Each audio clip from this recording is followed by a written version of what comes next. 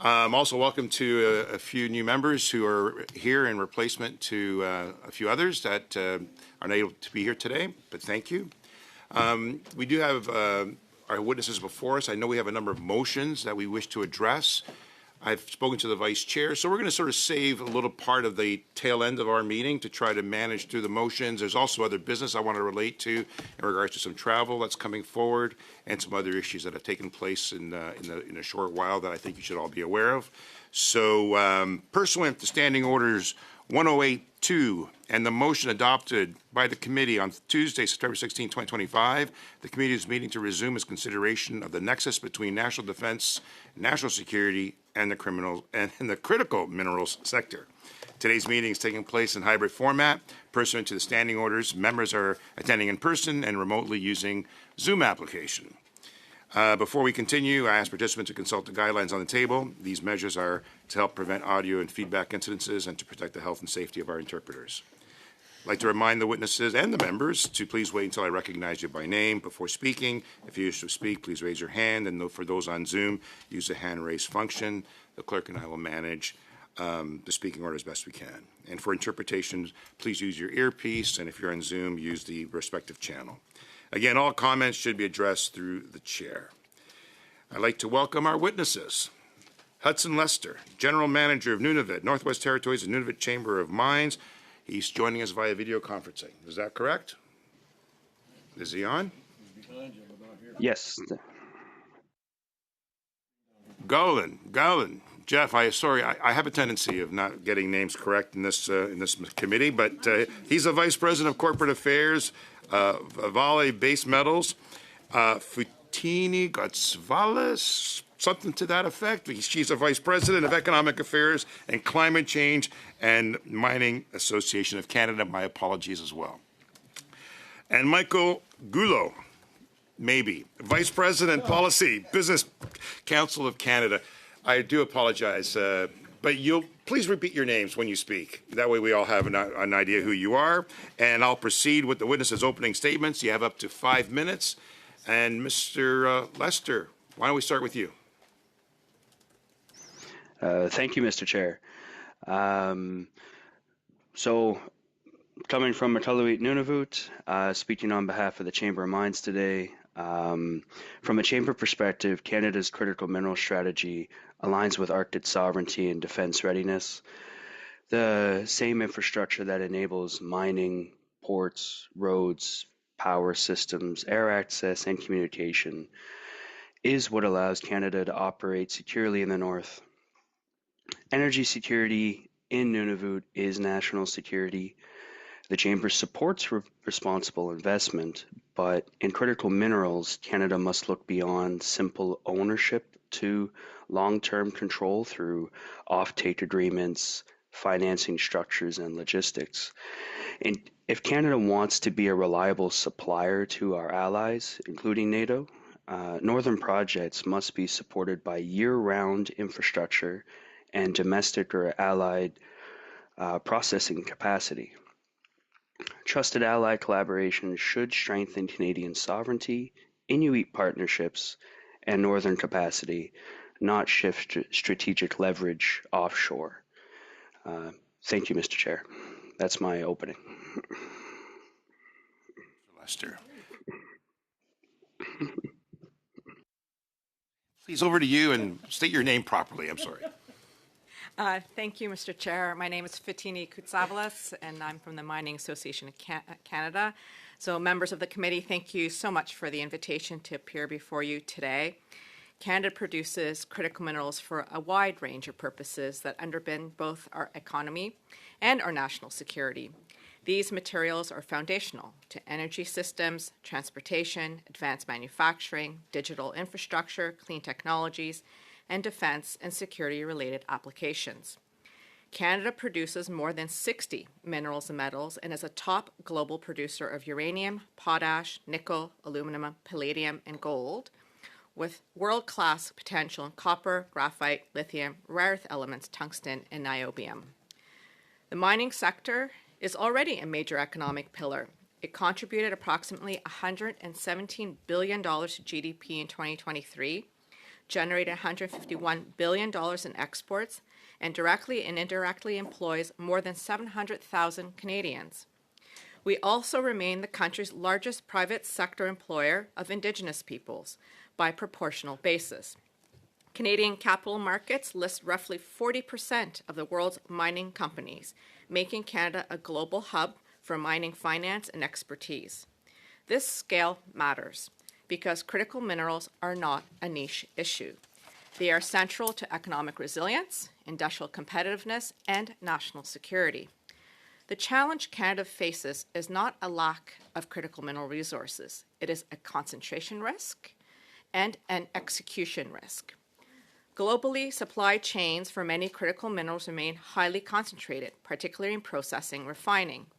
China controls roughly 85 to 90% of global rare earth refining and magnet production, and has expanded export controls and licensing requirements across a growing list of critical minerals. These trends create real vulnerabilities for advanced economies and have sharpened the focus on secure, diversified supply from trusted jurisdictions, reinforcing the importance of strengthening Canada's defence industrial base and its ability to support allied requirements through secure domestic supply chains. Canada is well positioned to respond, but production and processing trends highlight the need for action. Despite the breadth of Canada's mineral endowment, production of several key commodities critical to defence and advanced manufacturing has declined over the past decade, including copper, down roughly 20%, and nickel, down more than 30%. At the same time, Canada has lost multiple smelting and refining facilities, and despite operating processing facilities across 8 provinces, refined output for several key metals is lower than a decade ago, reducing domestic feedstock availability. This matters because many defense-related critical minerals are recovered through smelting and refining processes, often as co-products rather than produced directly at the mine. Budget 2025 represents the most significant effort to date to reverse these trends. It introduces key tools to unlock investment, including the $2 billion Critical Minerals Sovereign Fund, the First and Last Mile Fund, expanded exploration tax credits, and changes to the Clean Technology Manufacturing Investment Tax Credit that better reflects Canada's polymetallic geology and support near-term copper projects, alongside funding to support critical minerals processing, allied investment, and development of a stockpiling mechanism. Budget 2025 also supports dual-use infrastructure in northern remote regions, strengthening logistics and supply chains that serve both economic and security objectives. Key design and implementation issues do remain. For example, the investment tax credit is of minimal value to brownfield expansions because qualifying expenses are much reduced at an existing mine site. Including underground development and other Canadian development expenses would be one of the most effective ways to boost near-term output, as these projects already have permits, community and Indigenous support, and existing infrastructure, reducing cost and risk. Sudbury is a good example of this, and MP Lapointe will be very familiar with that reality. At the same time, stronger support for earlier stages of the mining cycle is needed to prevent promising discoveries from becoming orphan projects. Expanding the Canadian exploration expense to cover technical and feasibility studies would help de-risk early-stage projects and strengthen the pipeline of future mines, as these studies are essential, costly, and often a barrier to advancing otherwise viable projects. Secure access to critical minerals is ultimately a national security issue, and it depends not just on stockpiling, but on sustained production, processing capacity, infrastructure, and trusted partnerships over time. International cooperation can add real value when it helps reduce concentration risks and bring projects into production. The G7 Critical Minerals Production Alliance holds significant promise and is already moving from concept to execution. Through Canada's G7 presidency, the Alliance has begun operationalizing projects by coordinating public and private capital, securing offtake arrangements, and reducing concentration risks across trusted partners. In closing, delivery will determine success. Programs must operate at the speed of business, permitting timelines must continue to improve, and companies need clarity and predictability to support multi-decade investments. International initiatives can reinforce this effort, but they cannot substitute for effective domestic policy and program implementation. The priority now is execution, implementing Budget 2025 measures quickly, accelerating project approvals, strengthening infrastructure, and translating policy intent into real production. If Canada gets this right, it can strengthen economic resilience and support national security objectives. Thank you. I look forward to your questions.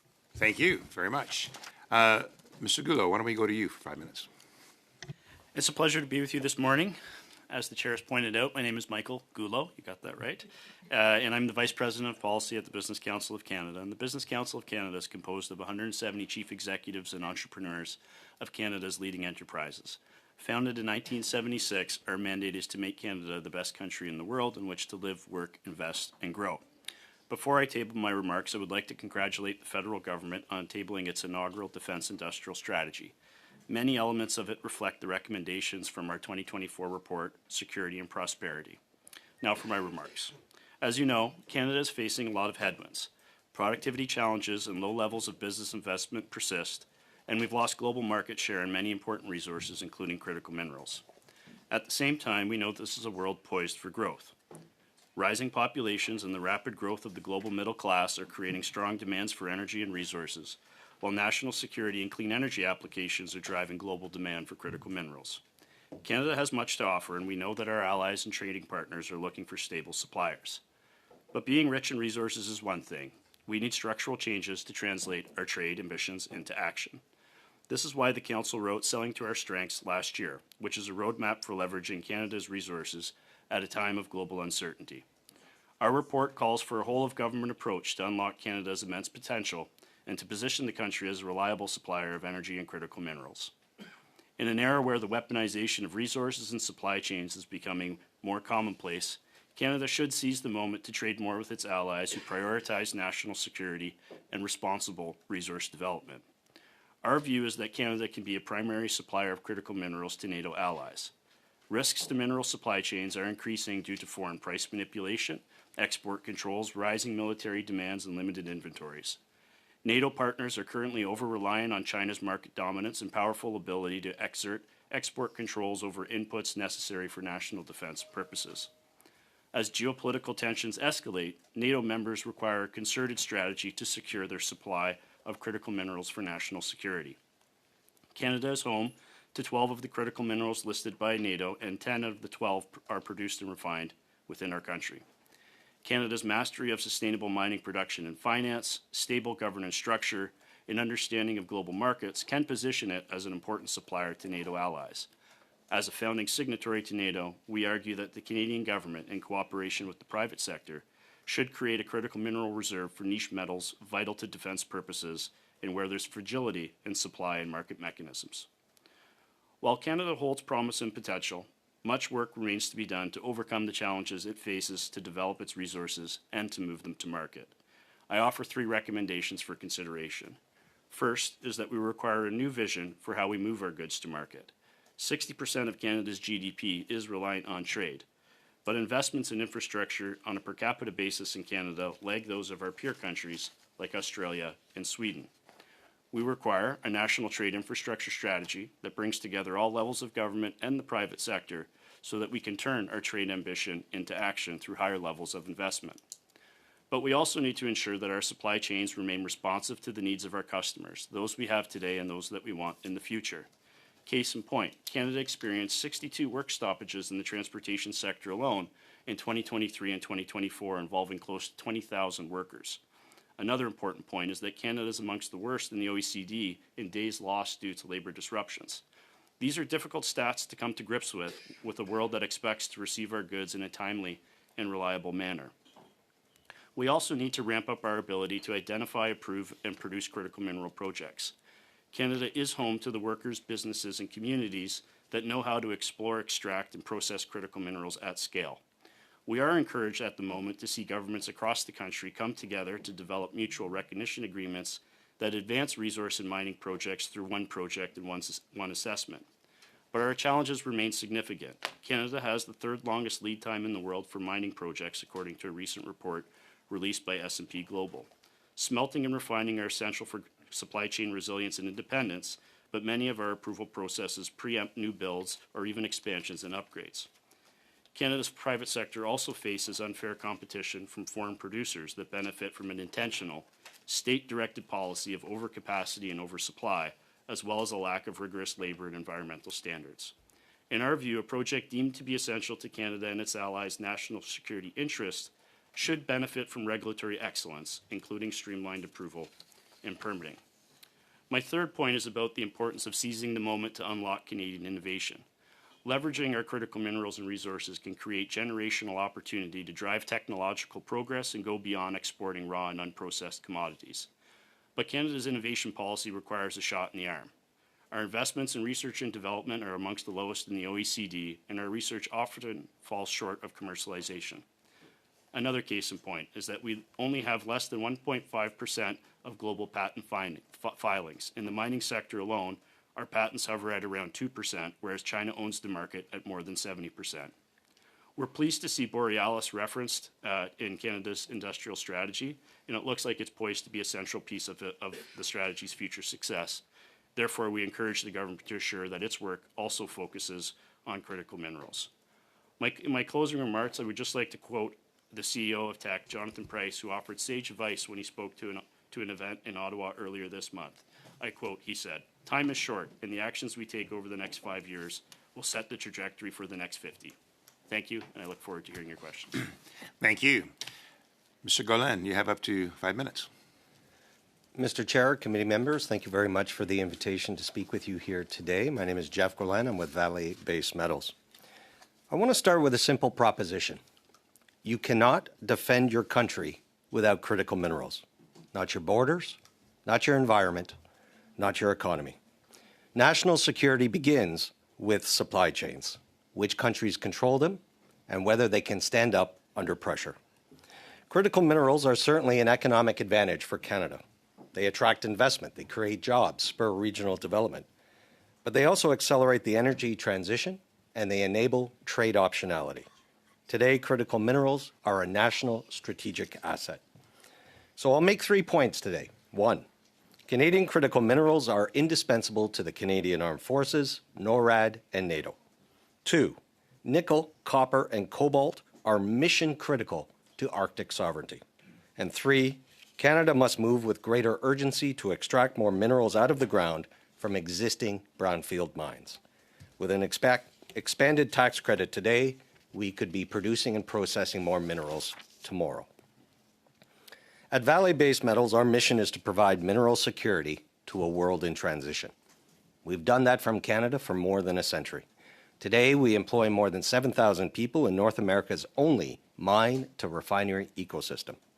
Our teams explore, mine, process, and refine copper, nickel, and cobalt from 8 mines and 3 refineries, from Labrador to northern Manitoba. Last year alone in Canada, we produced 89,000 tons of copper, 80,000 tons of nickel, and more than 3,000 tons of cobalt. These 3 minerals are designated as national security priorities under Canada's Defence Production Act, and for good reason. They are foundational to economic strength, industrial resilience, and national defense. And that's my first point. Canadian critical minerals are indispensable to the Canadian Armed Forces, NORAD, and NATO. No advanced military capability exists without secure access to critical minerals. These materials are not interchangeable. They are embedded in platforms that can last up to 40 years, and they are required for NATO interoperability. Canada produces or refines 10 of the 12 minerals NATO considers defense critical. And Canada is the leading supplier of Class 1 military-grade nickel to the United States. In practical terms, Canada is the only country that can reliably supply both the CAF and NATO, both nickel and cobalt, through mining to refining inside a trusted, geopolitically aligned jurisdiction. My second point, nickel, copper, and cobalt are mission critical to Canada's Arctic sovereignty. Icebreakers, drones, AI systems in the north, items pushed to their limits under extreme cold, corrosion, remoteness. These depend on critical minerals. Copper enables AI to exist in the Arctic.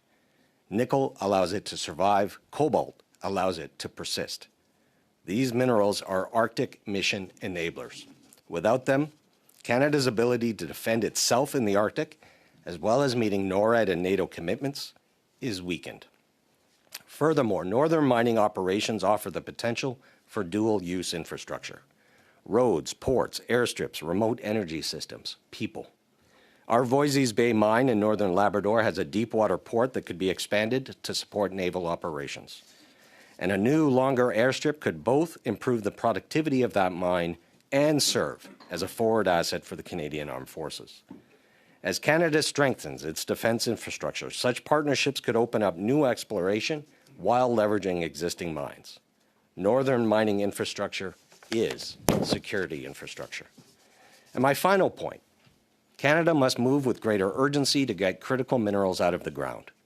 Having minerals in the ground does not secure our future. Only producing them does. Everything else flows from that: refining, manufacturing, trade, security. I have 3 long-term policy considerations for Canada and for the committee to consider, but let me leave you with this. Despite Canada's extraordinary polymetallic endowment, we are not extracting enough minerals today to keep our refineries competitive. Valley Base Metals mined 80,000 tons of nickel last year, and yet we still had to import 16,000 tons to make our refineries operate efficiently. Think on that.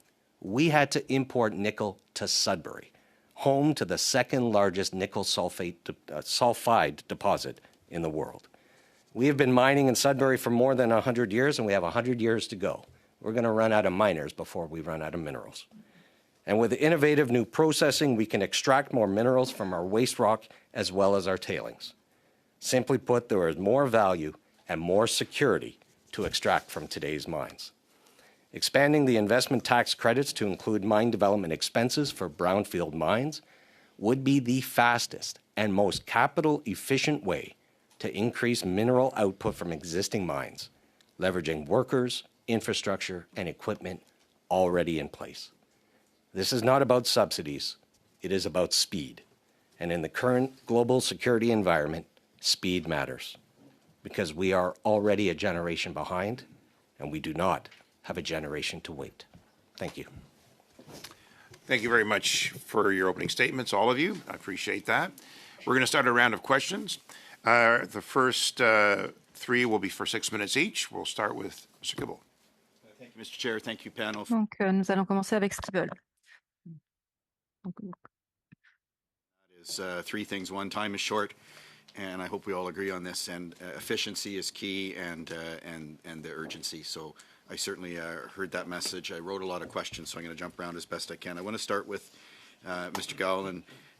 You mentioned that there's 2 metals that we do not produce that are on the NATO critical list. What are they? And do we have any in Canada? And it's just that we don't mine it, or we just simply we don't have it? And start with that.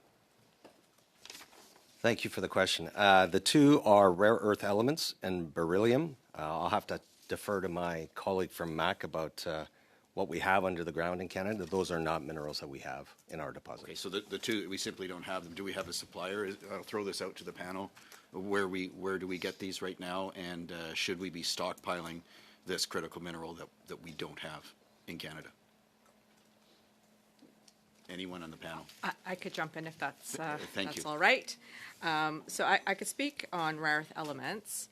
So we do have deposits of rare earth elements in Canada, very rich deposits. So it's really a timing challenge in terms of execution and getting those deposits into production. We currently have 1 processing facility in Canada, the Saskatchewan Research Council, which actually imports rare earth elements from Brazil and is actually processing that within their. So are these the 2 that is rare earth elements. These are the 2 rare earth elements that we don't have in Canada? Rare earth elements is a grouping Yeah. of very many sort of light and heavy rare earths. So it's just of the rare earth elements. We have deposits in Canada. Saskatchewan Research Centre actually has a scale, a sort of bench scale and pilot scale project in processing the REEs. But as I mentioned in my remarks, China controls about 90% of the processing and refining of these products. I appreciate that. I just want to focus in on there was beryllium and another mineral. Actually, it was beryllium and rare earth elements. And that rare we earth don't elements, okay. And, yeah. And for beryllium, I'm not able to speak to that. That's something we'd have to come back to you So on. it's something that we need to look. Now, and I'll throw this out to the whole panel if someone wants to speak. It came up several times about being competitive. For example, we're importing nickel to Sudbury, which seems strange. And so what are some, if maybe the panel could each give a point on what's going to make this more efficient? Is it approvals? Is it reduction of industrial carbon tax that's impacting it? Is it other bureaucracy and red tape? We also heard that it takes multiple years to get projects approved. What steps, quickly from each of the panel, are going to make us more competitive in Canada? Sure, Mr. Gallen. If I can go first, as I mentioned, the investment tax credits that exist today, the Clean Technology Manufacturing Tax Credit, does apply for limited expenses related to mining. But I'll give you a real example. I can buy a pickup truck and get a 30% discount to drive that around its surface and not have to bring 1 ton of nickel to surface. But the cost of ventilation to keep our workers breathing underground, the electricity to power our equipment underground, even the bolting to protect our drifts underground, our tunnels underground from collapsing, not one of those expenses is eligible. So the fact that we have to go further and deeper in Canada with existing mines, again, we're not running out of minerals, the cost gets greater and greater with greater depth. And so some of those expenses are not eligible. And I just a quick follow on before I go to the rest of the panel. Tax credit seems more patchwork and helping here and a little bit in there. And I think the example you just gave would not tax cuts across the board be more efficient? And time is critical right now. And for example, industrial carbon tax could have huge impact on all of the operations if we just got rid of that across the board. Would that help speed up and make production more competitive in the world? Anything that reduces operating cost or capital costs would be of great help. Thank you. Mr. Goulot? Sure, and I'm happy to just add on to what Jeff has provided. We're in a situation now where capital can be deployed internationally, even if it sits in Canada. It's agnostic. It can find different routes. It's going to travel to the path of least resistance. Sure. And right now the case south of the border is very compelling in terms of accelerated depreciation regime. Being able to write off 100% of your expenses in the first year of spend is a very attractive thing for capital flows right now, and we're starting to see that bear fruit in numerous sectors. So that's a broad-based tax policy proposal. proposal. US. Yeah. And you think something like that would help here? A broad-based tax-based proposal, whether it's limited or whether it's brought into the context of national security and the interests that you're exploring in this group, I think it would be on the table for consideration. So would it be fair to say that we need tax reform, reduced bureaucracy, reduced red tape, to make your industries more efficient and competitive? And going back to my time is short, we need efficiency and we need this done urgently. Is that something that's going to help? I think it's a fair framing. Okay, thank you. And Mr. Gallen, you would agree? Yes. And Ms. Kostvalis, I hope I said that right. Yeah, it's Ms. Kutsavlis. Kustavalis, thank you. So I'm just going to build on the points that my two colleagues have made. And to your point about speed of business and implementation, I think there's been a number of challenges in our sector, and the government of Canada has come to that realization what those challenges are. There's a lot of really great measures in this year's budget. There's the G7 Critical Minerals Production Alliance. There's also a wonderful partnership, international cooperation, and supporting projects in Canada.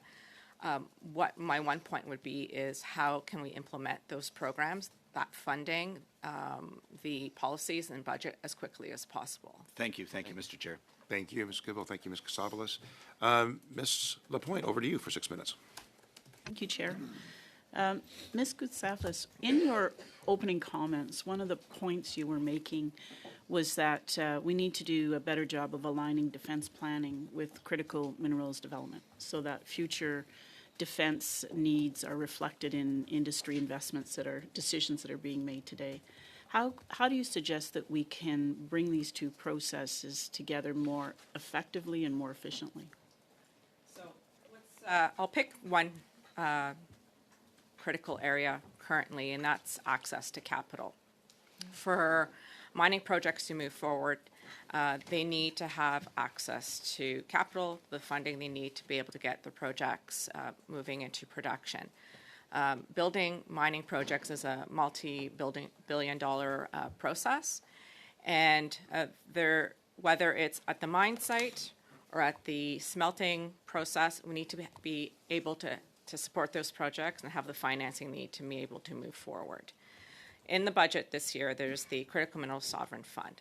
That's a very important program that support projects in terms of de-risking their project, de-risking the process, and be able to crowd investors into the project itself.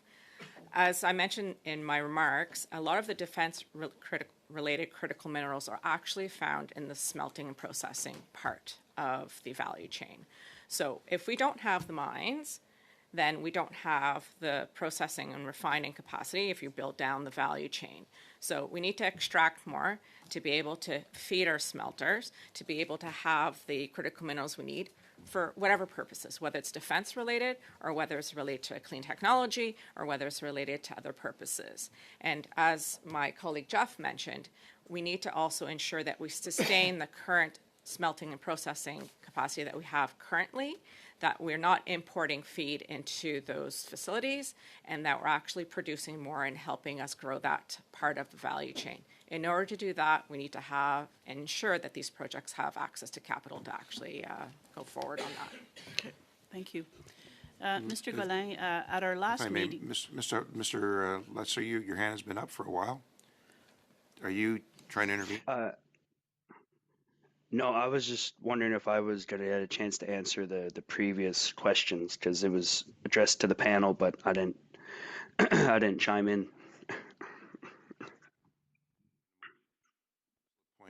It's her time at this juncture, and then we'll see what gets you back in. Thank you. Mr. Golin, at our last meeting, we heard from Elizabeth Stein, who's a highly regarded academic in the field of critical minerals, mineral supply chains, and resource security.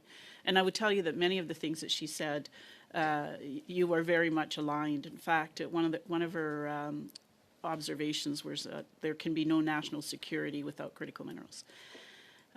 She strongly recommended that Canada implement a set of strategic minerals that specifically would be needed to maintain Canada's autonomy and economic security. What criteria should be used to differentiate a strategic mineral from that current list of 36 critical minerals that we have? So what criteria should we use to identify those? And I would like Ms. Koutsavlis to also weigh in on that. So. Thank you very much for the question. There are so many critical mineral lists around the world. The United States has 4 of them, and it range from 30 to 50 minerals. I think the 2 basic criteria are, one, are what is needed for defense to protect yourself. Then 2, the economic basis. What is the economic defense, if you will, that are required? That is, for all intents and purposes, how critical minerals are generally assessed within a broad range. But those should be the 2 fundamental criteria. Thank you. Ms. Koutsavlis? Thank you for the question. I like to agree with my colleague in terms of the criteria for these critical minerals. At the outset, we had focused on mostly battery metals in terms of clean technology, inputs to electric vehicle batteries, and then now we've pivoted into what are the defense critical minerals. The last budget included 5 additional critical minerals that the Clean Tech Manufacturing Investment Tax Credit can be applied to. Now, that was antimony, gallium, germanium, indium, and scandium. Now, why were those chosen? If you see, they do align quite closely to NATO's critical minerals list as well. These are deposits that Canada does currently have in terms of its geology.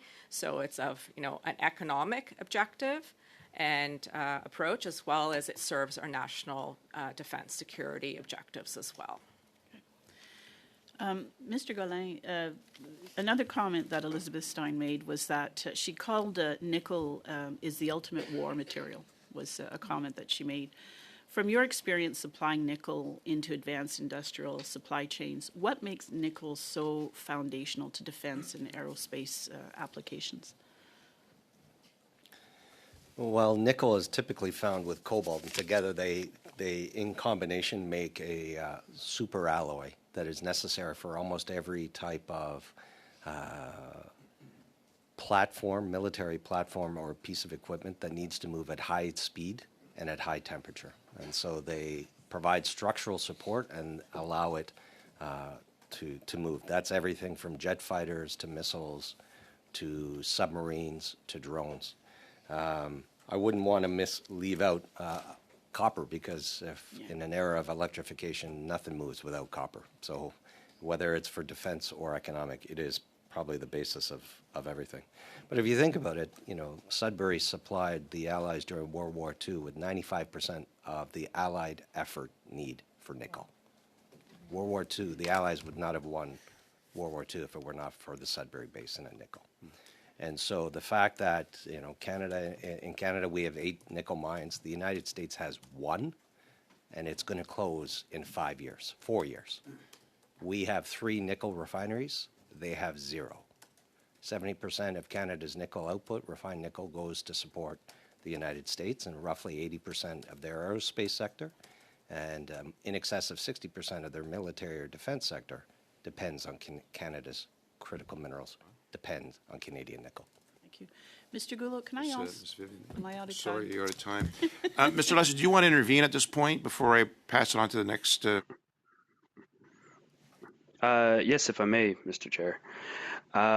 So addressing, I believe, Mr. Tibbitt's question, for the North, we've been trying to get like a north of 60 mineral tax credit, mainly just because mining in the North, you have 2 to 2.5 times the cost.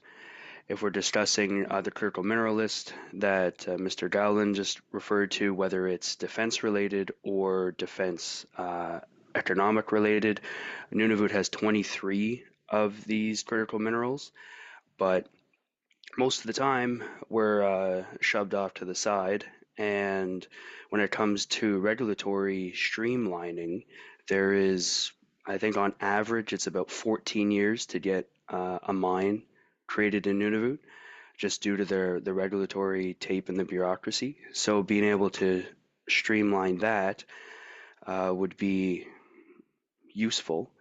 And I think not separating northern infrastructure from security infrastructure, just based on the current geopolitical climate and how things are transpiring, that critical minerals should. Okay. Thank you. Merci, Monsieur le Président. Permettez-moi. Thank you, Chair. First of all, thank you for your kind words at the beginning of the meeting. Thank you to all my colleagues who encouraged me since the beginning. Very much appreciated. And thank you to our witnesses for being here. Thank you for your presentations. My first question is for you, Mr. Goulot. As you know, the elephant in the room is the revision of the United States-Mexico Agreement. And Canadian and American jurisdictions are openly expressing their will to create a North American supply chain in principle.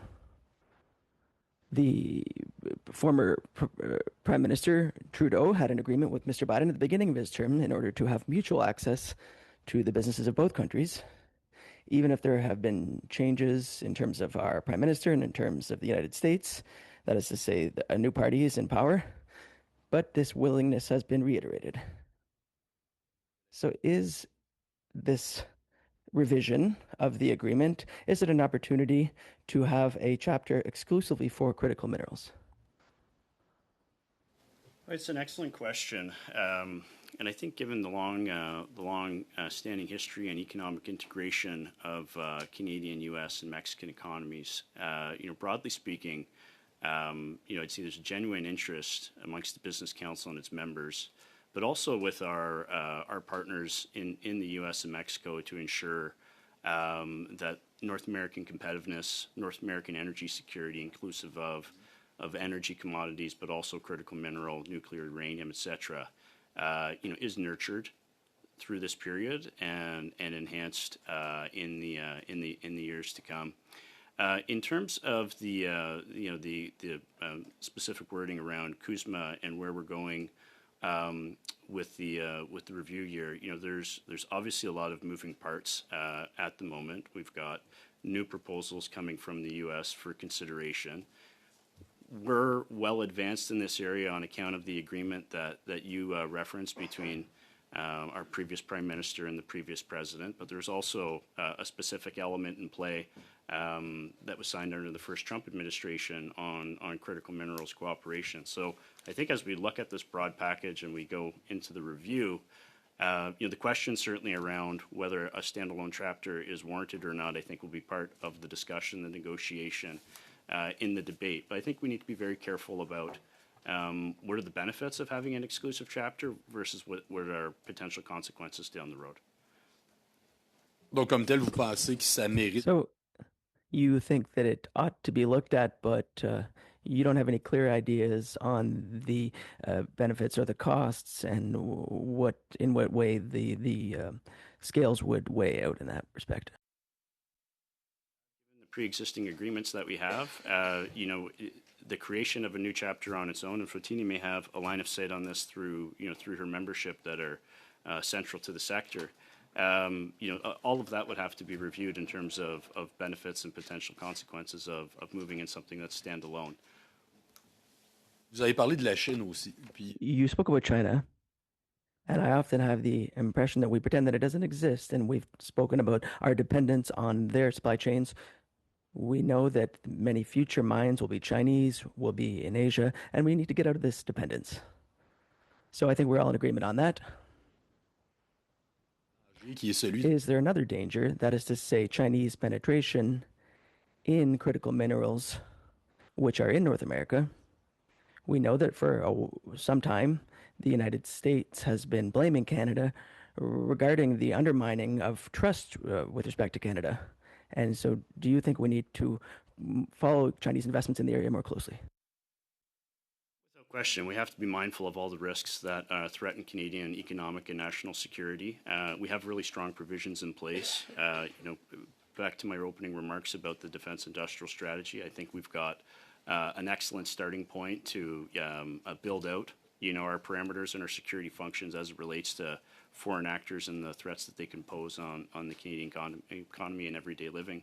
But in my opening remarks, I did kind of advocate for an effort with NATO allies where we would be having kind of a partnership of like-minded countries that share our values and our shared commitments in a number of different areas. And so I think if we kind of look at these types of frameworks of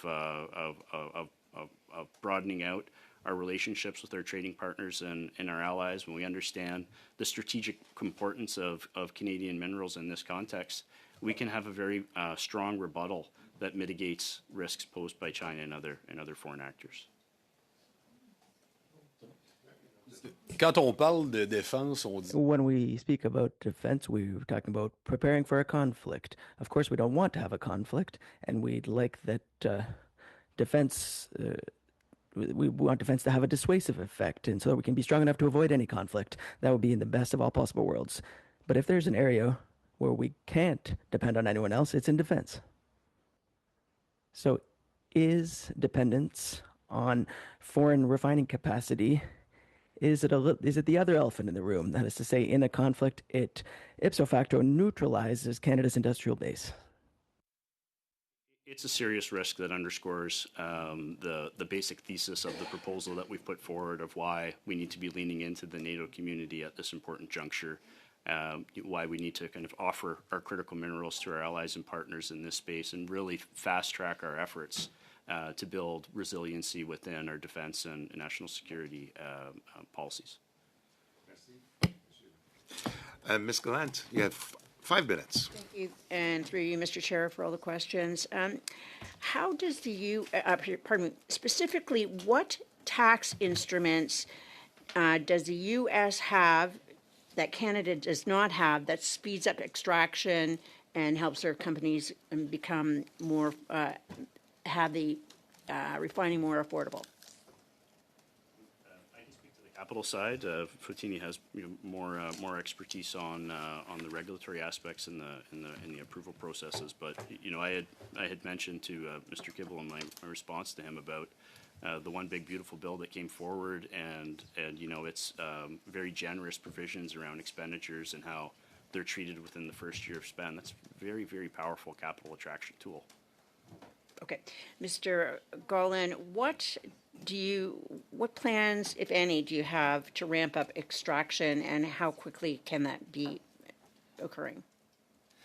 One of the challenges with existing mines is you have no surge capacity. You don't just turn it up, ramp it up, or ramp it down. It is long-term capital lead time. The second thing is where is the market for our products? In our case, for Class 1 nickel, the military and battery-grade nickel that we produce, the world is already oversupplied with nickel. So for the type of specialized products we would have, there'd have to be a strong demand signal from a customer side. We don't just produce it to make it. So nickel is apparently one of the critical minerals Communist China does not have an overt influence over. How are Chinese-controlled companies or firms looking to enter the Canadian nickel market? I'd say that there's 2 ways. One is physical product, either refined or coming in, or access to physical product purchased out of Canada. The second is, as we've heard about, through investment, which can either be direct or indirect to be obscured. So I think one of the considerations for the committee is often there are restrictions of what are called rules of origin. Where does a product come from? What that obscures and what that misses is the rule of ore. Where does it come out of the ground? So, for example, Russia is one of the leading producers of competitive nickel to Canada, competitive nickel to Sudbury in the world. It processes and refines that in Finland, and it is now deemed to be Finnish nickel. That's why 99% of the German defense sector gets Finnish nickel, which comes out of Russia. Should critical minerals like nickel be included in the safeguards with respect to the strategic partnership the Prime Minister made with China? I'll throw that out there to anyone who has the answer. You're looking at me. So that would be a very difficult, I would say, proposition, simply because the Investment Canada Act, as it was updated a couple of years ago, it prevents any kind of investment or acquiring of mining operations in Canada only in exceptional circumstances. So the Government Canada has made it very clear that Chinese investment will be very difficult to penetrate into Canadian mining companies. They've also asked that they've imposed conditions, they've blocked investment, they've unwound investments as well.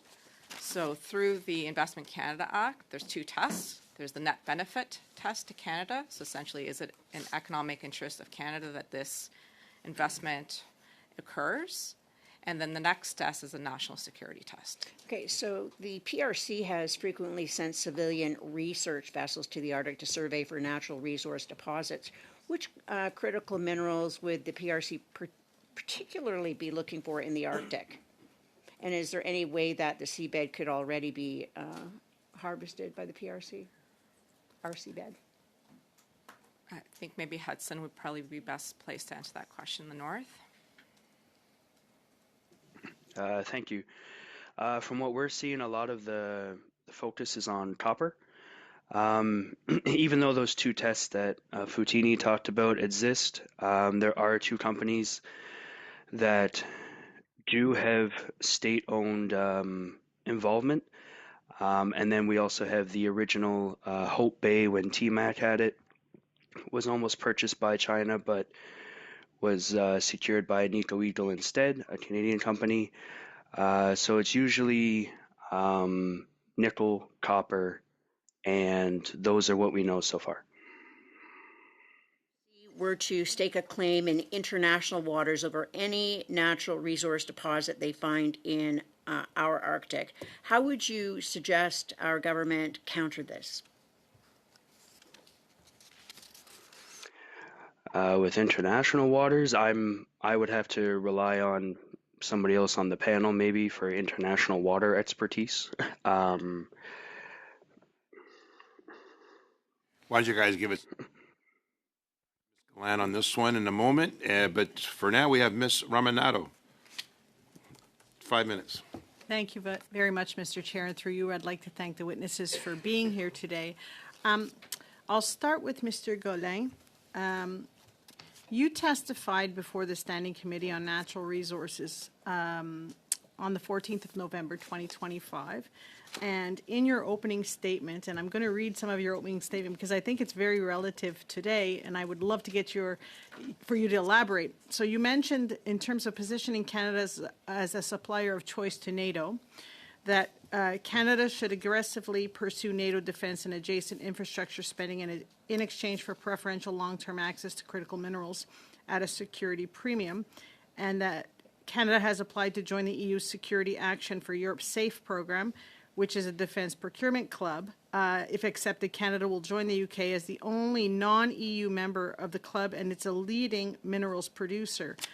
As you know, we've just signed with Europe the SAFE agreement. We are the only non-Europe country to do so. Could you elaborate a little bit what this means for Canada and how this will help us in terms of diversifying a little bit our exports in terms of critical minerals and the importance Canada can play in this regard?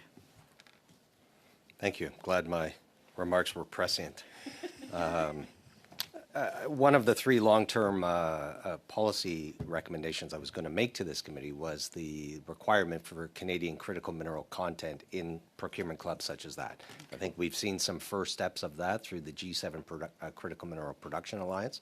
So we're seeing an inflow of capital and an offtake agreement that helps to provide both a demand signal and also the financing immediately available. I think the opportunity, whether it's through Readiness 2030 or the Rearm Europe, SAFE, as you alluded to, Canada is well positioned with the wealth of minerals that it has, 10 of 12 already. And I think the opportunity there is to, as alluded to in the National Defense Industrial Strategy, seek some reciprocity in that. You know, if we're buying your equipment, then part of your equipment should have some Canadian minerals. And let me put it into perspective to quantify it. For example, I don't know, just randomly, a German submarine, a ThyssenKrupp 212 CD, has, for example, 30 to 40 tons of nickel just in its structure, and dozens more in its plating, its piping, its electrical system. So there, you do that times 12, and there's a great demand signal and a great reciprocity between the purchase agreement and other. But if you look at something to be really big, you look at something like a Polar 2 icebreaker. Yeah. That uses between 400 and 500 tons of nickel, about 10 times the size of a submarine.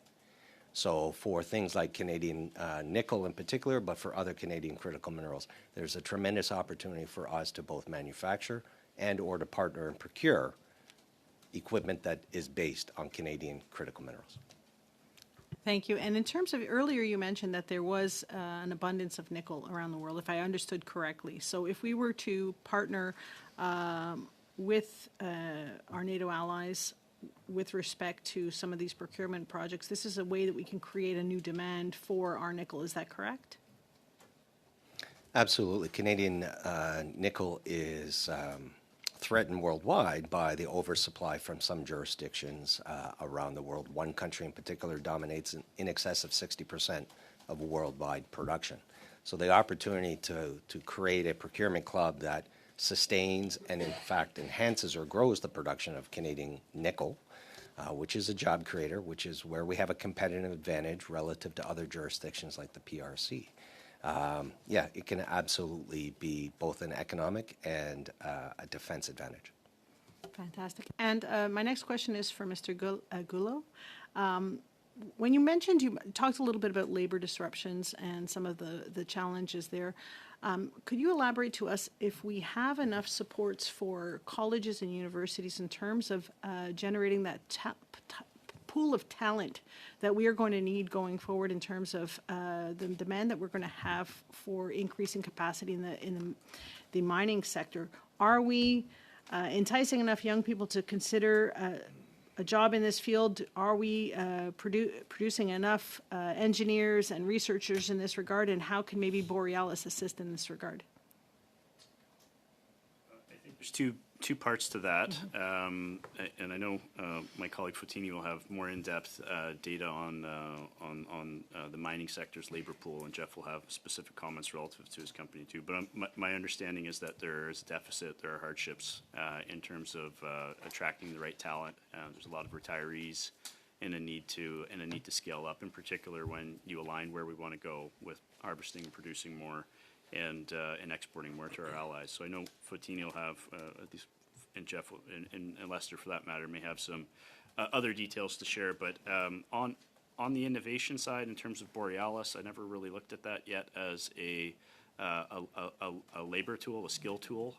Certainly there will be a lot of attraction once it's stood up and there's a better understanding of how it's going to operate for drawing in top talent into Canada to our research institutions, which will partner with Borealis and become integral to its success. So I can see it as being a real magnet and a real important part of Canada's innovation policy.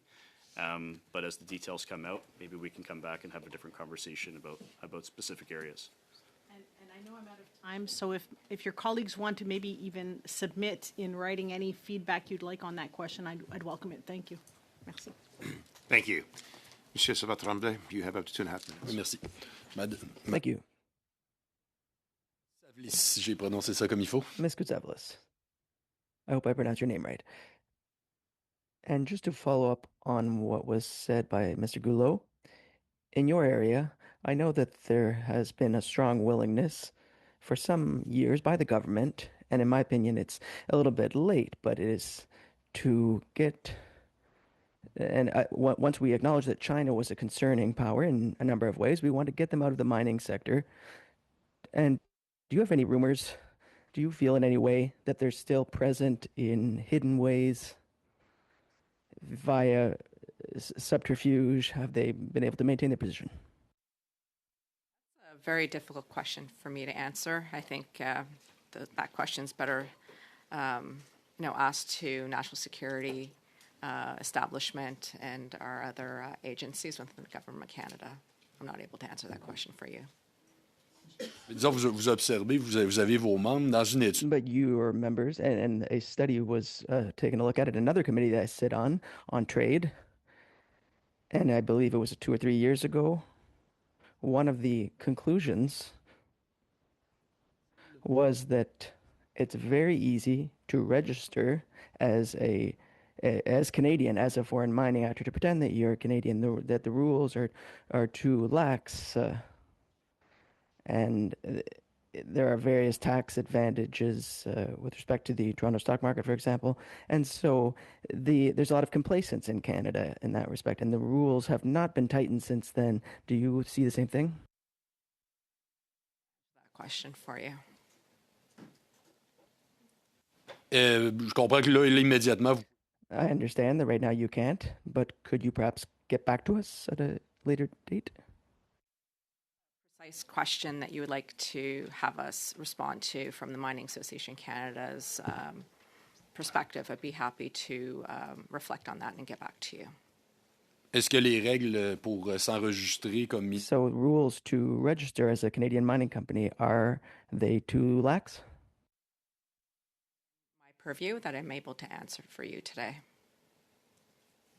Combien de temps, Monsieur le Président? How much time do I have left, Mr. Chair? 30 seconds? Mr. Goulot, do you have an opinion on this? Not in precise terms, not to give you, a right level of detail for the study that you're conducting and the particular question that you want to answer. So it would be something I'd have to follow up on. But, we have to be mindful of the fact that, our stock exchanges compete with the world-class stock exchanges, and we've got robust systems in place. These are some of the most competitive in the world, and the presence of Canadian mining companies within both of our major listings on the TSX and its V are substantive. So that should be, in my view, looked at as from a position of strength rather than weakness. But I think your question's about fine-tuning and identifying risks, and I think it's very valid, and it's something that maybe we could help you explore with down the road. Monsieur Bazin, you have up to 5 minutes. Chair, and I want to thank our witnesses for being with us today and helping us with this study. We've been hearing a lot about competitiveness and how we're falling behind. And you guys did mention some of the problems. So let's talk about the government regulations, the government taxation that are out of sync with what other jurisdictions are doing around the world. And so can you talk about, the impact of things like the industrial carbon tax, like net zero, and how that's impacting on mining and refining in Canada versus other areas like the United States or in Europe?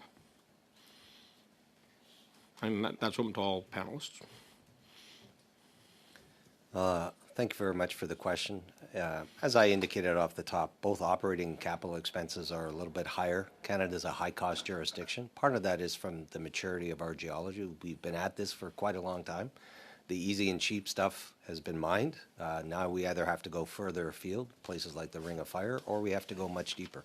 For example, in Thompson, Manitoba, a mine that we own and a mine that we Or you just divested of. Are just selling some of. To go to depth there would be basically 13,000 feet, 4 kilometers underground. That would be the deepest mine in the world, and we'd still have more minerals down there. So the challenge is how do you get there, and then how do you bring it to surface? How do you refine it in a competitive way? We will never out-China China in terms of standards. In fact, I'm not suggesting to compete against China. I'm talking about other free democracies and our allies, and in particular. But we have to be competitive if we're going to. If this is a strategic asset, if this is part of national security, we have to make sure that we can do it on a competitive basis. And I think we have to find the right balance in that, because our ability to raise capital is heavily weighted in global markets on our track record of sustainable development. Needs to be traded off against the ability to raise capital for our speed to market. But high taxation, high regulation would chase away some of that investment, would it not? I think if we were to go to our bankers and say, let's cut a whole bunch of regulation and environmental protections, that would be challenging for us to raise capital in global markets. Okay. Let's talk also, we heard in our first panel on this, the necessity for stockpiling critical minerals. And so, to the Mining Association and the Business Council, what level of stockpiling do we need? And who pays for it? Absolutely. Oh, thank you very much for the question. In terms of stockpiling could actually serve multiple purposes. Government stockpiling, where there's a set price that is provided to a company for their offtake of their product, that provides certainty for that project in terms of moving forward, provides capital to that project, and also provides investor confidence and de-risk that project. So that's one positive aspect of stockpiling. The other positive aspect of stockpiling is stockpiling critical minerals or defense-related critical minerals for our defense applications and defense value chains that we wish to be able to develop within Canada. The third positive attribute in terms of stockpiling is also being able to meet our NATO requirements in terms of defense spending. So it provides investors certainty and also provides a project the certainty they need to be able to move forward and the capital. It provides with reliable supply chains into our manufacturing base, and also provides our support into our defense spending. In terms of who pays for it, government stockpiling could be a possibility, but then that stockpile could be of interest to our allies as well, in terms of being able to sell some of that product to our G7 allies as well.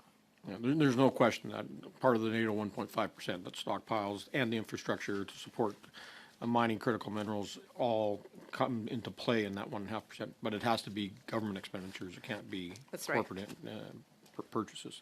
So the big question, again, comes down to if we're going to be a reliable ally, and you talk about how much of the processing is already handled by China and our adversaries. You look at lithium. We have no lithium processing capability here in Canada.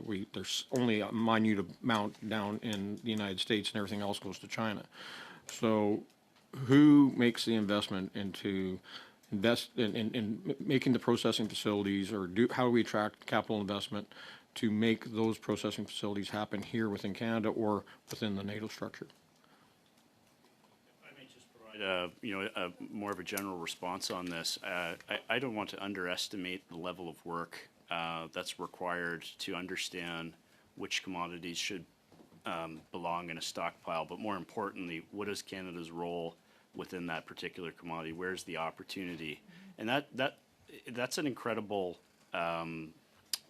level of effort between the public sector and the private sector. It needs to occur to understand where's the downstream, the midstream, or the upstream opportunity, and what are the tools that need to be deployed in order to access that and really go after it. And so I don't mean to discourage the question, but I think it's really challenging to provide a general response. But that should be maybe a recommendation that comes absolutely, out of this study here, right? It's the commodity by commodity assessment that needs to be done through the companies and the government on where the value chain opportunity is, and that's where the creativity around costs really comes in. Fotini explained quite well around offtake agreements and how those can occur. There are some fiscal incentives, taxation incentives that companies can take on board as well. In terms of discounts on taxes in order to keep certain commodities on their property versus not doing what they normally do, which is sell it into the market. So it's very specific. Thank you. Thank you both. I've been very liberal with my time. Over to you, Mr. Mallette. You have 5 minutes. Mr. Chair. Yes, and my first question is to Ms. Kutsavalis. Are Canadian firms positioned to integrate into allied defense policy, defense supply chains under NATO commitments at this time? Or whomever can answer the question. Sorry. Yes, and partially we already are. So I think the opportunity is where could we expand that, right? And that is, I don't think a substitution and moving away from the customers that we have, but how could we grow production to meet the growing demand? And thank you for picking up on that, because my next question is, what barriers are preventing large-scale private investment in mineral processing and refining at this point in Canada? First on this one. We'll tag team on it. In terms of processing, refining, smelting, sort of like the midstream part of the value chain, you need to be able to have the product to push through those facilities. So Jeff was, in his opening remarks, mentioned how Vale needs to import some of that product. So the business case is certainly not there currently to expand our processing and smelting facilities, because we don't have the expansion of critical minerals currently in terms of production. So we need to produce more to smelt more.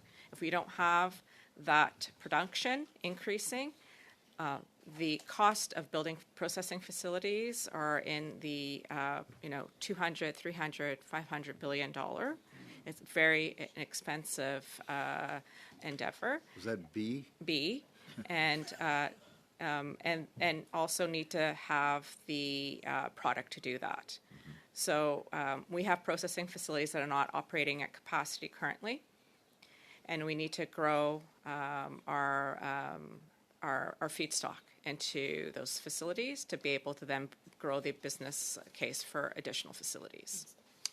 And I'll be very quick on this. Yeah. The reason that is because China's smelting and processing sector charge very, very low treatment and refining charges. So essentially what a miner will pay to have their product smelted and refined into another product.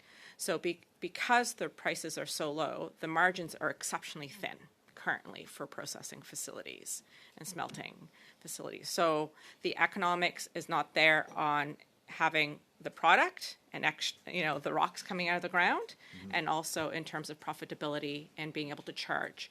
In some cases, the treatment and refining charges are below zero. There are negative numbers right now. So it really is a difficult circumstances to be able to have additional facilities currently being constructed. And that goes to Mr. Gollan's comment that we're never going to out-China China. My next question is to Mr. Lester and Mr. Gollan. How does climate policy intersect with mineral development needed for both clean energy and defense applications? Mr. Lester? Oh, okay.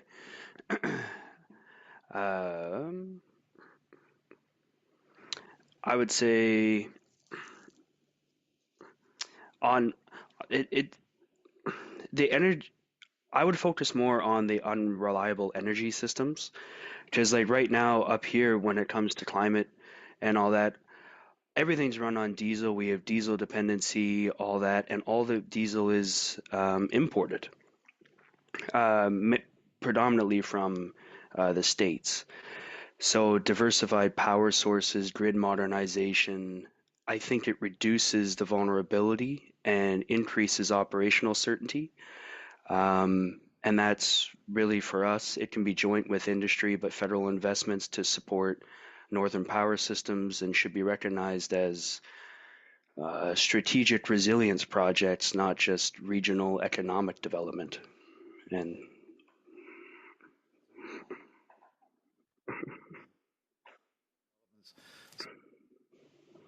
These are defense or security conference. Is this on anyone's radar at this time? Après-vous. Okay, thanks. Abundant access to low emitting or zero emitting electricity sources in Canada. So our 8 mines, only one is not powered by low carbon or low emitting sources. And that's because it's on the coast in northern Labrador that's not connected to a grid or anything else, although we are exploring opportunities to find ways to get off diesel.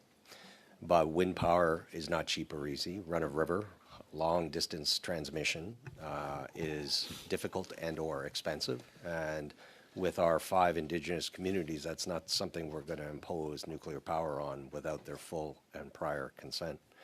I think the challenge for us and for critical minerals is we were producing critical minerals before renewable power came by, and we will produce long after. It is a tremendous opportunity for us, particularly on the EV batteries, but we have seen a slowdown, not a turn down, but a slowdown in the worldwide adoption of that just softens the demand curve for the types of products we see. But let me give you this figure to put it in perspective. A wind turbine is the most nickel-intensive renewable power source there is. 2 tons of nickel in every tower. 1 Canadian Coast Guard ship takes 50 to 100 tons. So I'd have to make 15 times to, much more than that, wind turbines for 1 Canadian Coast Guard ship, or an icebreaker that's 400 to 500 tons. The volume demand is what keeps our refineries open. And if the demand slipped, those refineries are uneconomic. So today I'm telling you, the fragility of the economics of our nickel refineries, let alone our copper refineries, is perilous. Thank you. Thank you both. Mr. Kibble, you have up to 5 minutes, sir. Thank you, Mr. Chair, and apologies to Mr. Lester. Sometimes you get forgotten when you're online there, and I appreciate your reminder about the additional costs operating in the north. You mentioned up to 14 years to approve projects. Could you give some specific steps that you'd like to see to speed up this ridiculous length of time Yeah, thank you for the question. Right now, it would be because the co-management regime that we have up here, a lot of it's just a back and forth system. You have to go to the Nunavut Planning Commission to get a project approved and verified. Then it gives back to the proponent, submitted to the Nunavut Impact Review Board to do the environmental assessment, get your water license, all that. But once I submit it to you, they then have to submit it back to NPC. of confusing to Mr.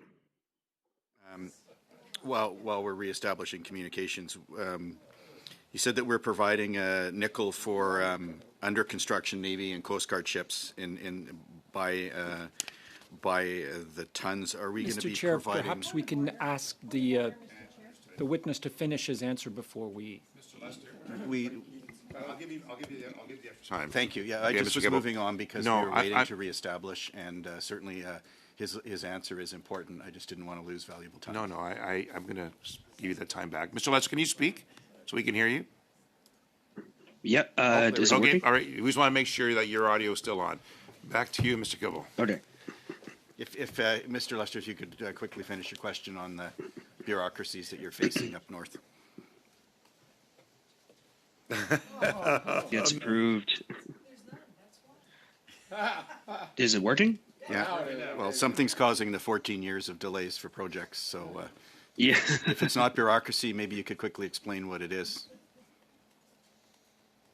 It's mainly the bureaucracy system, approval processing. You have to do a lot of back and forth to the same organizations, making sure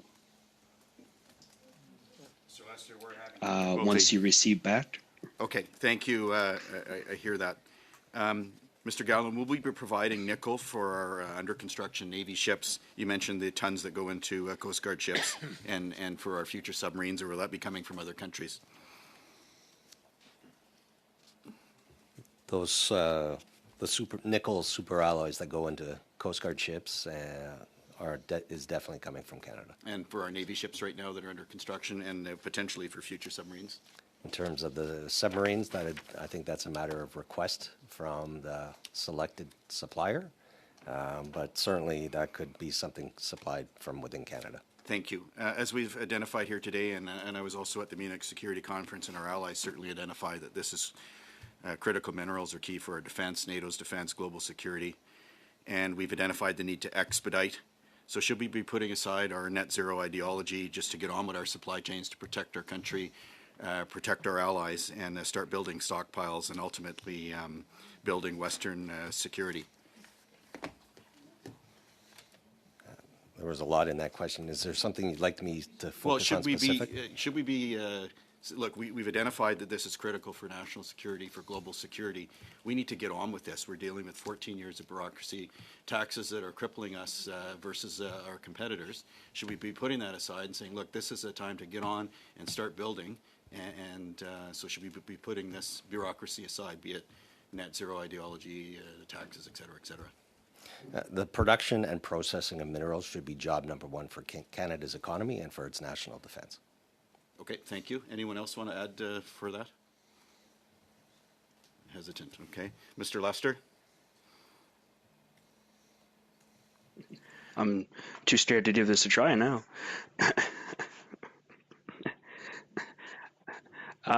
No, just simplifying the process, removing it altogether would be great with the consideration of responsible and mining environmental impacts, all that.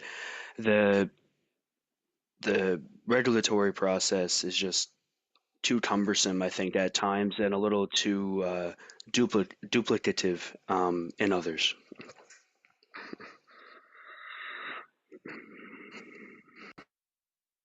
Question.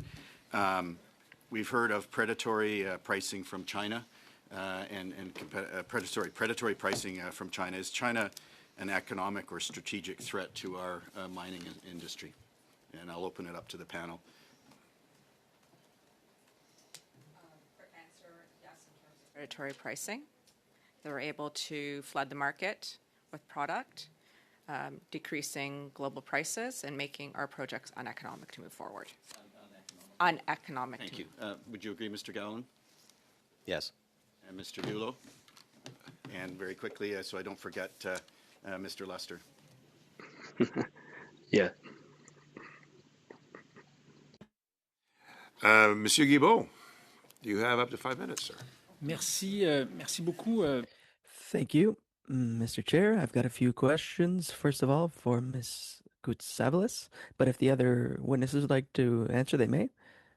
Was there not a study in 2023, 2024 done by the federal government that said that the average approval time for projects was about 3.4 years in Canada? I am not aware of that study, so I'd have to look into that. And est-ce que votre association a des chiffres? And your association, does it have information, figures on the average approval time in the mining sector? Declare average timelines and timeframes with respect to regulatory approvals. In terms of a discovery to production, the average has been between 10 and 15 years, but the time frame within that 10 to 15 years in terms of the permitting and regulatory process could vary and differ between mining projects. Peut-être qu'on pourra déposer cette étude-là. And perhaps this study could be tabled in the committee. And in terms of these timelines, if the price of a commodity decreases, a company cannot ask the federal government to pause the approval of a project, sometimes between over a number of years, and then start up the approval later, which of course makes the process longer. Of course, yes, that may happen. However, at the same time, there has definitely been a lot of duplication and a lot of timelines in terms of getting permitting processes moving forward. So I think there was a realization and recognition within the federal government over the last number of years that there was concern and challenges in terms of how quickly projects move through the process. And that's why we've seen quite a bit of movement by the federal government. J'ai d'ailleurs travaillé là-dessus. Yes, and I worked on it to accelerate the speed of these processes. So I'm familiar with the process. And if we could touch on the pollution price, my conservative colleague seems to be suggesting that, of course, there's a cost for businesses, but does the federal pollution pricing system not ensure that a company that's performing better than another in a sector will receive credits and be able to sell these credits for a profit? I will mention that the Mining Association of Canada does support carbon pricing. Does or doesn't? Does. Okay. Support carbon pricing. We support our Paris commitments. We also encourage our members to decarbonize their operations, and we also recognize that the products that we produce actually help increase or decarbonize our economy through clean technology. Il y a effectivement un mécanisme. So there's a mechanism. OPBS system that allows companies that perform better than others to actually sell credits. But my next question is about is there for companies in your sector, are there possibilities of getting a premium for certain goods in certain markets? For example, the European Union with the carbon border adjustment mechanism, where one of the biggest markets in the world would be willing to pay more for certain product if they are lower carbon emitting. So currently, our products do not garner a premium in markets. Actually, as the CBAM is currently constructed, it hasn't. There is a discussion paper that will be coming up forthcoming, whether they'll be recognizing Canada's carbon pricing system. So that that has yet to be determined whether they will determine that our carbon pricing system is equivalent or not. So that premium does not currently exist. But it could, if we come to an agreement with the European Union. I think we would need to see what the European Union decides to do. Am I wrong in assuming that Mr. Bazan was talking about looking at democracies like us in terms of their different mechanisms such as carbon pricing, but doesn't the European Union, Australia, even South Africa, China, and about a dozen U.S. states have a price on pollution? As you were the previous minister, and you say you're very familiar with this area of work, I think you know the answer to that. So I will let you answer it. So we're not the only ones in the world who put a price on pollution. Peut-être ma dernière question. And my last question for our colleague from the north. Follows something Mr. Mallet asked earlier, but in terms of how does responsible development look like in the north, considering obviously where most of these developments happen on indigenous lands on the one hand, but also the fact that we are working in a very sensitive ecosystems. Thank you. Yes, thank you. The responsible development is tricky because everything from the ground up needs to be built. There's no roads, communications, power. So navigating that with Inuit landholders, as well as the communities that are most directly impacted closest to the project, you have to get into the Inuit impact benefit agreements and things like that to ensure all parties are in agreement to follow proper procedure, reclamations, all that. It's just an extreme amount of cost as everything has to start from scratch. Thank you, Mr. Lester. Your hand was up. I'm just hoping that I'll be able to ask a question or at least say something before the end of this. Well, if I may interject, I'm going to recognize the time. I'm going to have Monsieur Savard-Tremblay and then Mr. Bazan speak. If the members opposite would allow Mr. Idlo to take over one of your spots, would that be appropriate? We'll share some time, Ms. Idlo. I'll ask one of the members from the Liberal Party then to share their time with you. Monsieur Savard-Tremblay. Oui, alors, prochaine question, ça va être pour Monsieur Gaulin. My next question is for Mr. Goulot. Mr. Goulin, rather.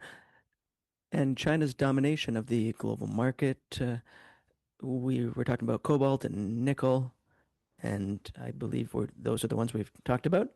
And through its investments in Africa, in Indonesia, in the Indo-Pacific region, is it a problem for you in terms of competition, that is to say, standards that aren't the same as the ones in Canada? I think we indicated earlier the market domination of China, both in its ability to invest and therefore oversupply the nickel market is a serious threat to the commodity price and therefore the competitiveness of Canada and Canadian nickel. At the same time, its investments around the world and its domination on the processing side means that its market share is a direct competitor to Canadian nickel. So yeah, it's a significant competitive threat for not only new opportunity, but for the mines and the refineries that we have in the ground today. Temps, Monsieur Président. Juste pour avoir une idée. How much time do I have, Mr. Chair? 1 minute. Est-ce que le recyclage, ça peut être une opportunité? Can recycling be an opportunity for defense? Yes, absolutely. I think there's two things for value from waste. We're looking at expanding our circular opportunities. Again, we have 100 years of waste rock in Sudbury that when we have brought through international delegations, they've asked to buy because they see the value of the minerals there and the technology to extract more of the minerals there. Not only the quantity of existing nickel, copper, and cobalt, but potentially other minerals as well. Our tailings as well is something that we can look at converting from a liability into an asset because the technology exists. The challenge is, can you do it at scale and at cost that a customer wants? What we've often found is customers, particularly from the Europeans, said we'd love to get that out of there, but we don't want to pay a premium for it. That's going to be the challenge.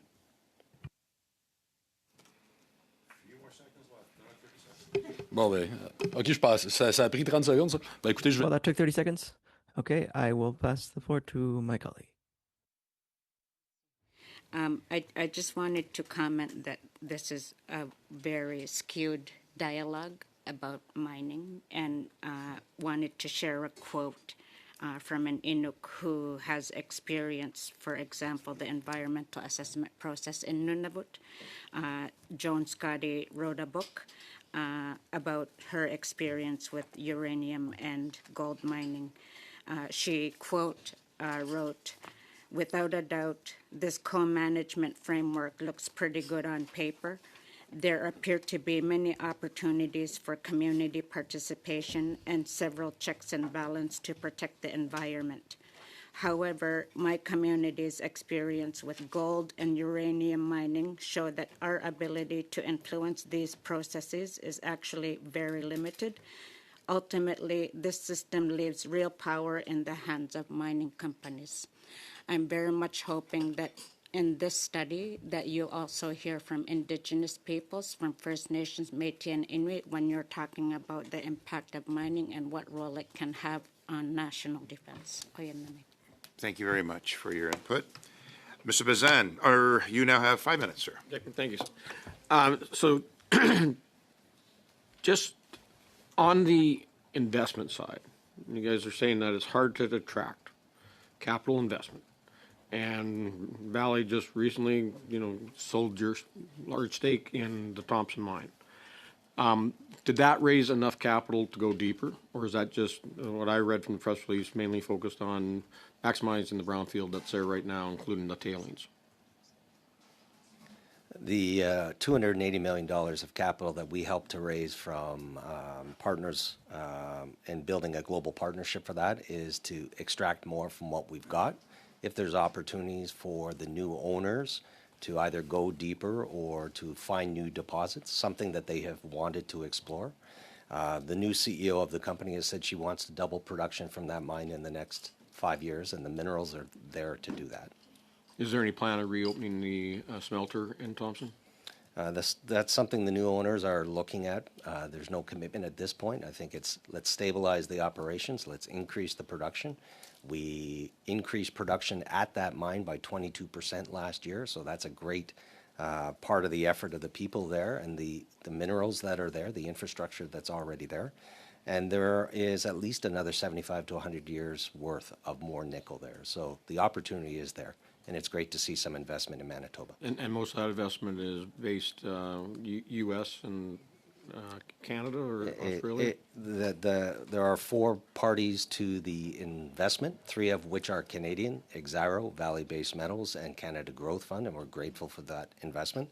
And we have brought in Orion Resource Partners, which is a New York-based private equity. We have looked at the Maple 8 and other public pension funds around Canada. It is hard to raise capital into Canadian mining projects, so we're grateful that we were able to put together $280 million for Northern Manitoba.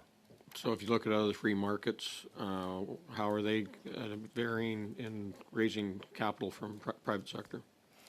Well, you look at what the United States has done. The U.S. government put $400 million into MP Minerals. That kind of got everybody's attention. The U.S. government and U.S. equity is definitely available and liquid for mining projects anywhere around the world. I think Canada is sending a signal that we're open for business. Raising capital, Canadian-based capital, would be always our first preference. But the fact that any capital can keep jobs, mining jobs in Canada, and minerals flowing, I think is a good thing.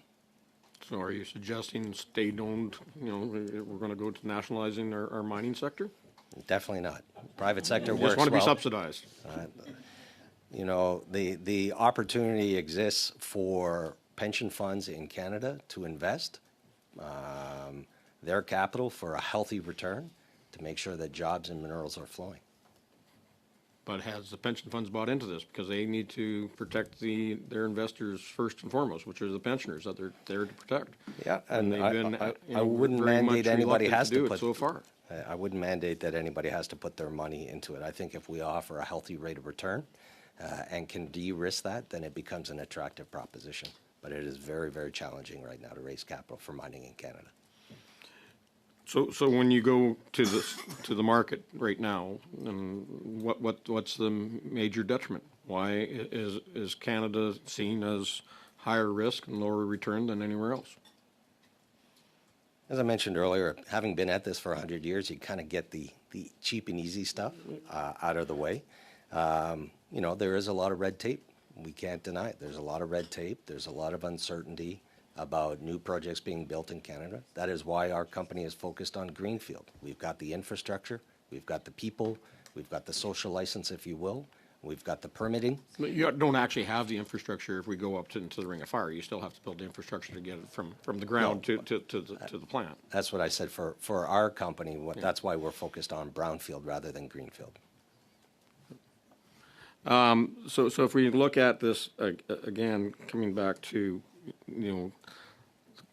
recommendations that we're doing as a committee, and I'll go back to the Mining Association and Business Council. Like, what are this? When we were looking at it, and I appreciate the Business Council, you brought forward 3 main recommendations. So and on the innovation side, I agree with you. But the approval process and how we get more processing done. What are the recommendations specifically we have to do to speed that up? I would kind of ask you to look at your question with maybe through a more holistic lens and say that there's kind of 3 broad areas that are really critical right now for attracting investment. We talked a little bit about kind of like the climate policy bucket. There's still a lot of uncertainty there right now. We know that the federal government in Alberta are negotiating through their MOU, potentially a new price point. We have to see how this unfolds. Long-term trajectory down to 2050 is going to be very important for understanding good project economics in Canada. The second would be around the regulatory piece, which I think we've discussed to a reasonable extent in this session. You've only been taking broad sweeps at it. You haven't been specific at all on what regulations need to be gone, how we speed this up, like where do we cut it? So at the provincial level, it's the federal level, it's both. That's where we have to come I think moving to one project, one assessment, and then something that includes one decision should be the gold standard that we're striving to achieve. We're moving in that direction through some of the bilateral agreements and the equivalency agreements that are underway. But we need to keep pushing to a process where we ultimately have one decision at the end of the day. That's going to reduce the redundancy and the speed and accelerate the speed of our project approval processes in addition to the permitting pieces. And then the third thematic, though, I would say is in that kind of taxation investment space. If we're really genuine and sincere about meeting the moment and addressing this national security imperative through critical minerals, which is the thematic of the study, we have to think about different ways of making the project and the investment compelling into Canada. The stockpile piece that we tabled is just one of those ideas. Replicating elements of the one big beautiful bill through a broad-based taxation is another very compelling area for consideration. So when I look at your question, I look at those 3 components. If you really want to take a serious run at unlocking higher pools of investment, it has to be the climate piece, the regulatory piece, and then the tax and the investment package. Thank you. To the final round, over to you, Ms. Lapointe. You have 5 minutes. Thank you, Mr. Chair. And Mr. Gouleau, I get to ask questions of you. My question will dovetail on what my colleague MP Bazan was asking about. So for companies that are considering major long-term investments in Canada's critical minerals sector, what signals most influence whether they move forward with projects, especially those that are linked to national security? I know you touched upon policy and regulatory. Are there others, or are there some that you feel weigh more heavily? Well, tone from the top certainly matters. Understanding that there are clear messages coming from, our policymakers with the highest decision-making authority in the country that Canada is serious about unlocking opportunity. Canada is serious about partnering with allies and trading partners on advancing this is exceptionally important. But it's ultimately action. we need to see implementation on the ground.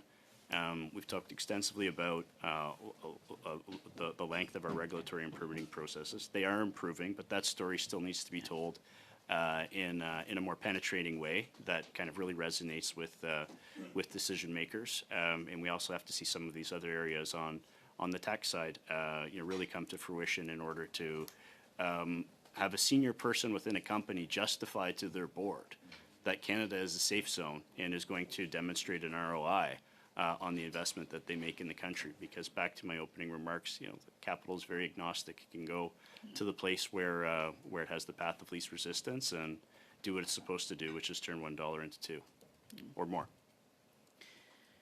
In your opinion, how can Canada position itself within North American and allied supply chains to ensure that we remain a trusted and indispensable partner in defense-related minerals? I think we have a tremendous opportunity in this regard. Your question really underpins the proposal that I communicated about the stockpile in the context of NATO partners and allies. But we're very bullish on the role that we think Canada can play in strengthening North American energy security.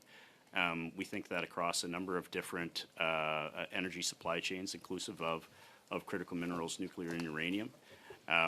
And to some of the points that my colleagues have made earlier about not only our deposits, but where we have refining and processing strength already, we can be a serious supplier to North American markets. We already have a dominant import position in many commodities in the U.S. Growing that from a place of strength can come from a place of strength and really help shore up energy security challenges within the continent. So I kind of look at it through two dimensions, one being a strong and resilient North America, which enables opportunity for international markets as well, and what we're doing and what we're proposing that we do in the context of NATO. And the one thing I'll also just underscore, because I have a minute left and I'm happy to provide the paper to this group for consideration, is that the remarks I made around North American energy security are broadly supported by business groups across the continent. The paper that I'm referring to, we authored it, but also released it in partnership with the U.S. Chamber and our counterparts in Mexico. So the idea of a strong, unified North America is paramount to our members. I also wanted for you to weigh in on the question that I had asked previously about the idea of taking our list of 36 critical minerals and identifying strategic minerals within that list of 36. In your opinion, what criteria should we consider in choosing and selecting strategic minerals? Well, first and foremost, I think we have to look out for ourselves. What do we need for our economic and our national security? What are those minerals that are instrumental to the strength and maintenance of our economy, the one we have now and the one that we want in the future? But I will also defer to a response that I made on this side of the room in regards to our NATO stockpile proposal. This is really an exceptional amount of sweat equity that needs to occur on a commodity by commodity basis to better understand where the value chain opportunities are and where Canada can actually either fill a gap and create long run growth through increased demand or bolster an existing capacity. Okay. And I have a question that I'd like to ask all the panel members to respond to. So for countries that are seeking secure and responsible sources of critical minerals, what differentiates Canada as a supplier in terms of reliability, quality, and trustworthiness? What do you think that those countries should be looking for or will want to look for? And I'll start with you, Mr. Goulot. Well, we certainly have to be competitive. What we're producing needs to be sold at a price that makes it very compelling to make Canada, the preferred buyer or supplier of choice, if you will. But they're also looking for reliability, which is why I thought it was very important to communicate to you today the importance of supply chains, the importance of strong trade corridors, the importance of supply chain resiliency. We have some reputational damage internationally to repair on account of our supply chain starting and stopping on almost quarterly basis now. So those are really important elements. As we look to producing more and relying on our supply chains for more throughput, I would also argue that we can't lose sight of climate change and climate change adaptation, in particular the investments that need to be made in our transportation and trade enabling corridors. We have a good national adaptation strategy, but it is heavy weighted on municipalities and houses. We can't lose sight of our economic corridors and why we need to make them resilient. We have a number of extreme weather event examples that underscore how fragile our supply chains are when they come to atmospheric rivers, wildfires, all these other aspects. So I would have those three things out there for you. Thank you very much, Ms. Lapointe.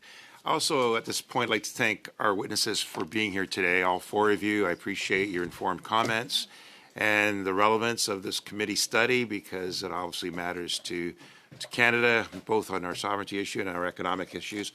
Ms. Ramanado? Mr. Chair, would it be possible to ask the witnesses to provide us a copy of their opening statements? I thought they were really great, and it'd be great to have a copy as well.